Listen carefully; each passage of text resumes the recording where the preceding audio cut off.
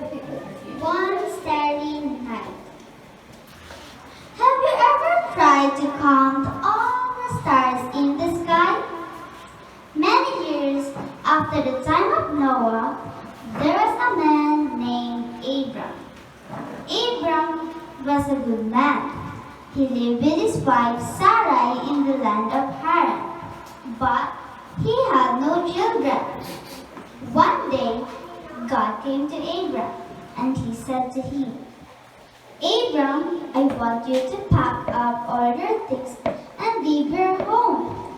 I want you to go to the land I will give you. I promise that I will bless you and make your family great. I will be with you in all you do, and because of you, all the families of the earth will be blessed. Wow, that was quite a promise, but a scary one too. It meant that Abram would have to leave the place he knew and go to a place he didn't know. He would have to trust God that everything would be okay, and that's just what Abram did.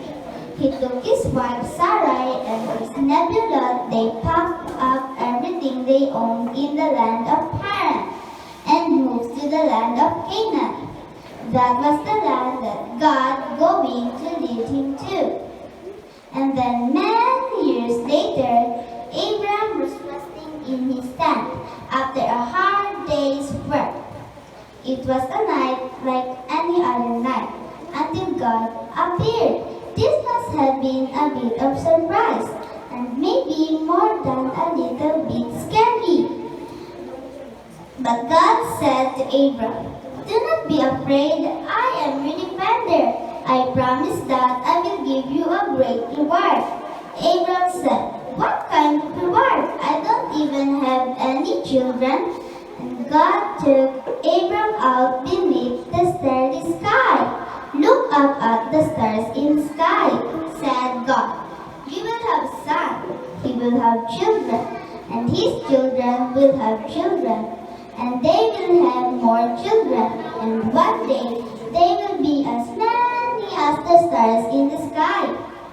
Abram said, how can this be? I am old. But God had made a promise to Abram, and his promise that made things right between Abram and God. That is an important thing to remember.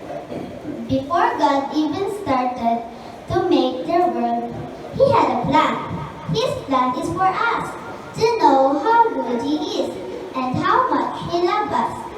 And that one day we will come to live with Him forever in heaven. That was the beginning of God's plan.